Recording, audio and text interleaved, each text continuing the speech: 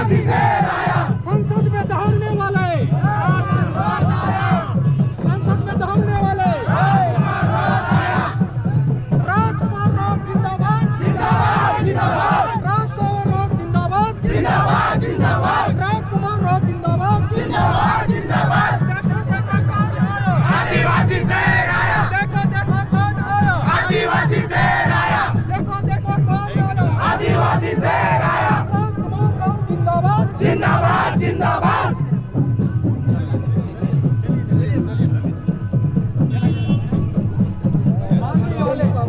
धीरे धीरे आगे बढ़ेंगे, मंत्री वाले भाई साहब धीरे धीरे आगे बढ़ेंगे। हमारे माननीय सांसद महोदय हमारे ग्राम राज्य माजी गाँव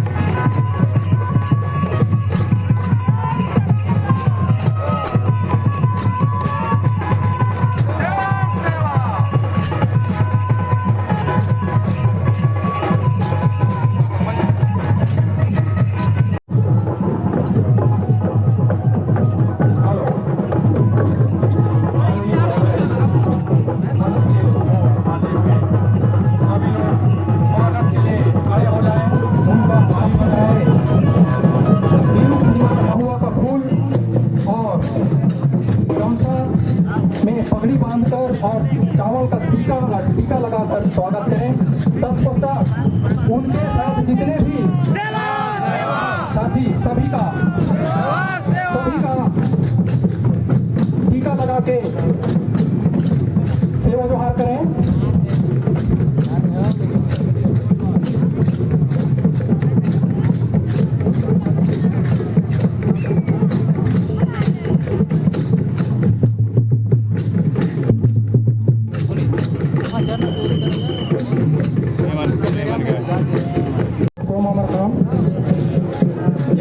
सांसद महोदय राजकुमार राव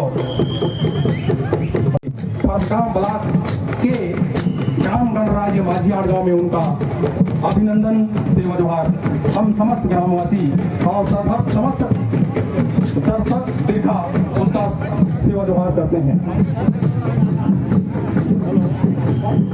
तो आपकी तरफ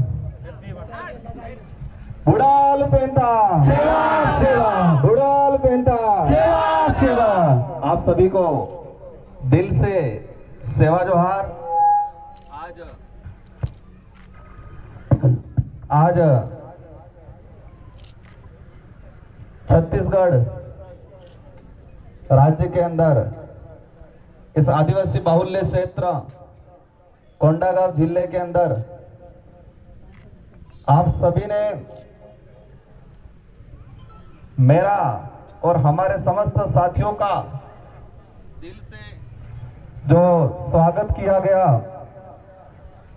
और आपने प्राकृतिक पूजा पद्धति और प्रकृति से जुड़े हुए ये माला, इन मालाओं के द्वारा जो दिल से स्वागत किया, उसके लिए मैं आप सभी को और राजस्थान की धरती की तरफ से और पूरे देश के आदिवासियों की तरफ से धन्यवाद देना चाहूंगा। लगभग सभी साथी परिचित होंगे, सभी ने कहीं न कहीं न्यूज चैनल के माध्यम से, सोशल मीडिया के माध्यम से मेरे बारे में कुछ जाना होगा। और मैं मेरा वक्तव्य शुरू करने से पहले हमारे देश के अंदर, इस देश को आजादी दिलाने में महत्वपूर्ण भूमिका निभाने वाले इस इलाके के महापुरुष, साथ ही बिरसा मुंडा, जयपाल सिंह मुंडा, भीमराव अंबेडकर जी, उनको नमन करना चाहूंगा, जिन्होंने राजा रजवाड़ों से, अंग्रेजों से, मुगलों से हमारे समुदाय के लिए, जल जंगल जमीन के लिए और इस आजादी के लिए लड़ाई लड़ी और हमारा देश आजाद हुआ।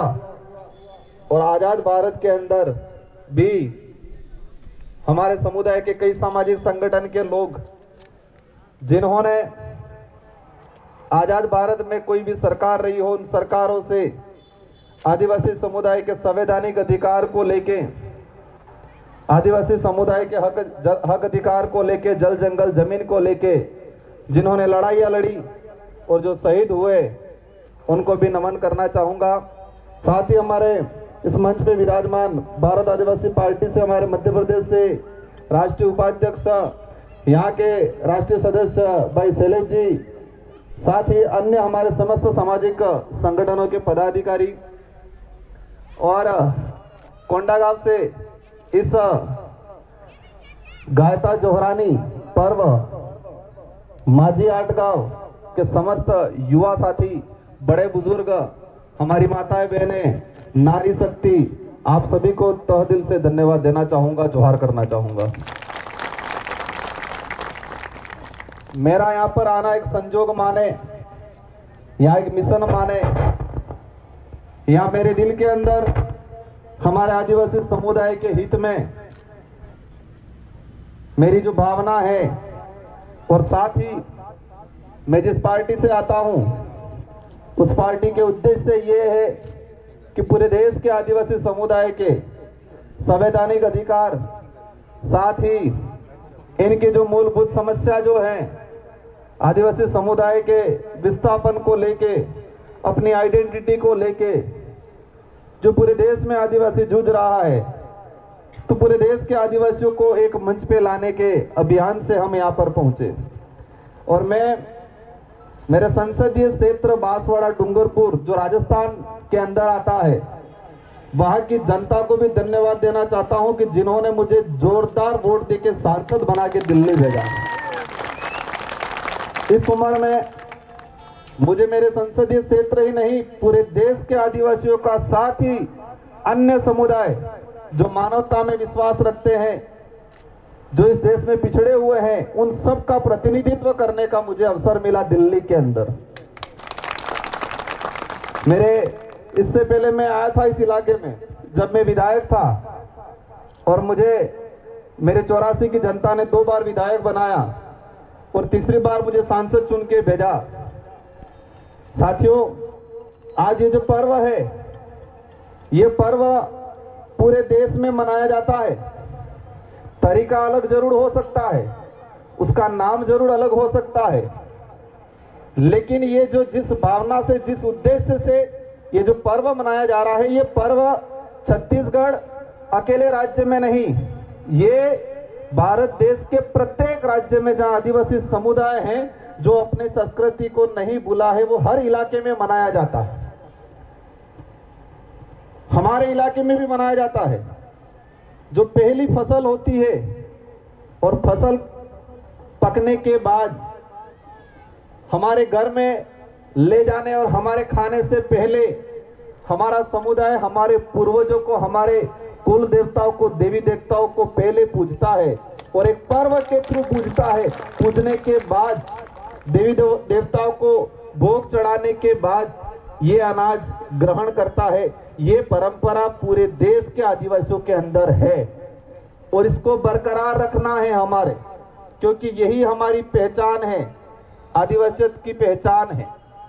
कई लोग पढ़े लिखे हो जाने के बाद ये बोलते हैं कि ये परंपरा जो है क्या मतलब है, यूं सोचते हैं कई लोग।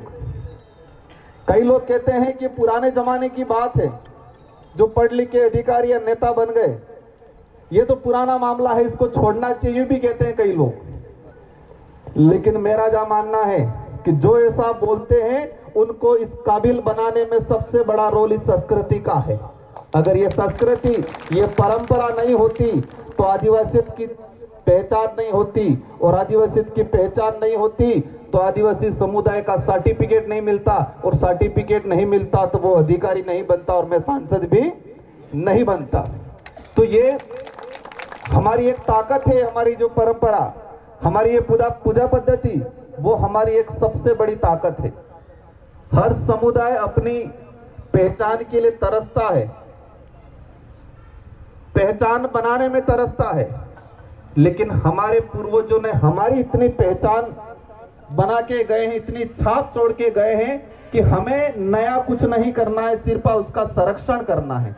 क्या करना है? संरक्षण करना है, उसको जीवित रखना है, उसको जीवित रखना है और आने वाली पीढ़ी को सिखाना है। हमारी जो परंपरा हजारों सालों से है, ये जो परंपरा, ये जो रीति रिवाज 100, 200, 500 सालों से नहीं, ये रीति रिवाज हजारों सालों से है। जब इस देश के अंदर कोई धर्म नहीं बना था, इस देश के अंदर कोई व्यवस्था नहीं थी, उस समय से ये हमारी परंपरा जो है। तो इस परंपरा के आधार पे कल्चर किसी भी व्यक्ति के विकास में बाधक नहीं होता है, सहायक होता है। जो लोगों को, कई लोगों को लगता है कि हम पढ़ लिख गए अब आगे बढ़ गए, मेरा जो मानना है आदिवासी समुदाय की परंपरा, रीति रिवाज, आदिवासी समुदाय का पहनावा, संस्कृति, आदिवासी समुदाय की पूजा पद्धति, आदिवासी समुदाय के प्रत्येक व्यक्ति को आगे बढ़ाने में सहायक हैं, जो हमारे समुदाय की पूजा पद्धति पे कलम चढ़ाने का काम करते हैं। मैं समझता हूं आप मेरी बात को समझते होंगे। तो जो मानसिक रूप से विकलांग है, उनको सख्त हमारी विचारधारा की जो दवाई है उसके माध्यम से इनका इलाज करना सख्त जरूरत है। और मुझे लगता है कि बहुत जल्दी आपके छत्तीसगढ़ के अंदर आप लोगों का साथ सहयोग मिला तो अवश्य इस समुदाय को और हमारे साथ में रहने वाला अन्य समुदाय जो हमारी तरफ पिछड़ा हुआ है, सुविधाओं या अभाव में है, उन सबको साथ में लेके हर तरफ का नेतृत्व देंगे। और जो छत्तीसगढ़ के अंदर आदिवासी समुदाय का हम हाल देख रहे हैं, जो आंकड़ा, जो डाटा आ रहा है वर्तमान में, कुपोषण का डाटा बहुत तेजी से बढ़ रहा है। हमारा खून, हमारा डीएनए इतना ताकतवर है, लेकिन वर्तमान में जो धीरे धीरे जो आंकड़ा आ रहा है, जो बच्चे हो रहे हैं वो कुपोषण के शिकार ज्यादा है, कुपोषण के शिकार ज्यादा है, मतलब कमजोर हैं, जमीन विस्थापित हो रहे हैं हमारे लोग। रिजर्वेशन आरक्षण का जो प्रावधान है संवैधानिक शेड्यूल 5 और शेड्यूल 6 के आधार पे वो धरातल पे लागू नहीं हो पा रहा है। आदिवासी समुदाय की पहचान को पे कलम चढ़ाने का काम हो रहा है। कई प्रकार की समस्या है, इन सारी समस्याओं को हम छानबीन करके इनके समाधान की लड़ाई कैसे लड़नी है उस पे काम करेंगे आने वाले समय में आप सबके साथ सहयोग से। आप सब विचार कर रहे होंगे, सांसद छत्तीसगढ़ में भी आपके 11 सांसद हैं, 11 हैं और पूरे देश के अंदर आदिवासी समुदाय से भी लगभग 47 से ऊपर सांसद हैं। 50 के आसपास सांसद आदिवासी समुदाय से हैं, 47 आसपास तो रिजर्व हैं और इसके अलावा ओपन सीट से भी कई सांसद आदिवासियों के जीत के गए हैं। लेकिन दुर्भाग्य है, मैं हालांकि ज्यादा नहीं कहना चाहूंगा इस विषय पे, लेकिन वास्तविक जो समस्या के लिए हमें लड़ना चाहिए वो नहीं लड़ पा रहे। मैं एक ही क्यों आया हूं, क्योंकि मेरी विचारधारा ही वही है कि आदिवासी के लिए लड़ना, आदिवासी के लिए लड़ना, आने वाली पीढ़ी के लिए लड़ना और इस देश के संवैधानिक अधिकारों को धरातल पे लागू करने के लिए लड़ना। और हमारी जो लड़ाई है वही है कि जो इस देश का मालिक है वो मालिक आज विभिन्न समस्याओं से जूझ रहा है, तो उस मालिक के लिए संवैधानिक जो प्रावधान संविधान में निहित है उसको धरातल पे लागू करना है। यही लड़ाई, यही मुहिम लेके हम लोग निकले हुए हैं। तो मैं आज यहाँ पर आया, वर्तमान में एक सांसद के रूप में हूं, लेकिन मुझे सांसद कम समझते हुए इस समुदाय का बेटा जरूर समझे ज्यादा, आपका भाई समझना है और आपको कंधे से कंधे मिला के साथ देना है। हमें वैचारिक लड़ाई लड़ने की सख्त जरूरत है। हम अभी तो जी रहे हैं, बढ़िया जी रहे हैं, लेकिन हम आने वाली पीढ़ी को क्या देके जा रहे हैं, आने वाली पीढ़ी के लिए क्या करके जा रहे हैं और आने वाले समय के लिए जो कुटाराघात जो वर्तमान में किया जा रहा है जिसका परिणाम आने वाले 20-30 साल बाद होगा, उसके लिए हम क्या कर रहे हैं उस पर सोचने की सख्त जरूरत है। इन्हीं शब्दों के साथ आप सभी को तहे दिल से धन्यवाद। और कल कार्यक्रम रखा गया है मांडली में, मारड़ी में, माकड़ी में, तो जितने जो नजदीक साथी हैं आप सभी को पहुंचना है। कोशिश करूंगा कि हमारे देश के और साथ ही छत्तीसगढ़ के इस इलाके की जो समस्या है उन सारी समस्याओं पे और समस्या का समाधान किस रास्ते पे कर सकते हैं, इन सभी विषयों पे अपन चर्चा करेंगे। हमें एकजुट होने की जरूरत है। अगर एकजुट नहीं हुए तो समस्या आने वाली है बहुत। हमारे हमारे पूर्वज और वर्तमान जो बड़े बुजुर्ग लोग हैं जंगल में जाते हैं तो लकड़ी का एक गुच्छा बनाते हैं, या फिर हम सिंगल सा चीज देखते हैं कि छोटी छोटी लकड़ियों का भी एक झुंड बनाते हैं तो उसको तोड़ नहीं सकते, लेकिन एक एक लकड़ी अगर निकाल के तोड़ेंगे तो वो लकड़ी टूट जाएगी। तो वही देश में हो रहा है। जब छत्तीसगढ़ के इस इलाके में, बस्तर इलाके में कोई समस्या आ रही है तो राजस्थान, मध्य प्रदेश के आदिवासियों को भी बोलने की सख्त जरूरत है। और वहां पर समस्या आ रही है तो यहाँ का आदिवासी समुदाय के लोगों को भी बोलने की जरूरत है। इससे देश में यह मैसेज जाएगा कि इस देश का आदिवासी समुदाय एकजुट है और एकजुट होने की जरूरत है। और आदिवासी समुदाय अगर एकजुट होता है तो किसी के पेट में मरोड़े पड़ने नहीं चाहिए। इसलिए आप सभी को पुनः इस गायता जोहारनी पर्व पर हमारे पूर्वजों को नमन, बड़ा देव को नमन, साथ ही इस देश में आदिवासी समुदाय के हक अधिकार के लड़े इन शहीदों को नमन और आप सबको सेवा जोहार। और मैं उम्मीद करूंगा कि मेरी बात को सुना होगा, समझा होगा और अपने जीवन में आसपास के लोगों में, परिवार में इस बात का अमल में लाएं। और हम सब मिलके, वर्तमान में हम तो जिंदा तो रहना है, लेकिन आने वाली पीढ़ी के लिए क्या करके जाना है उस पर ज्यादा सोचना है।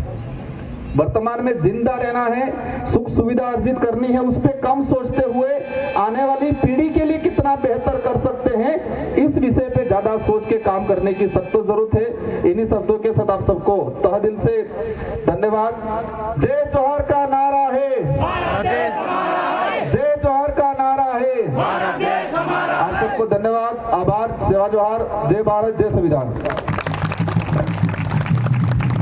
बहुत बहुत सेवामान सांसद महोदय जी, आप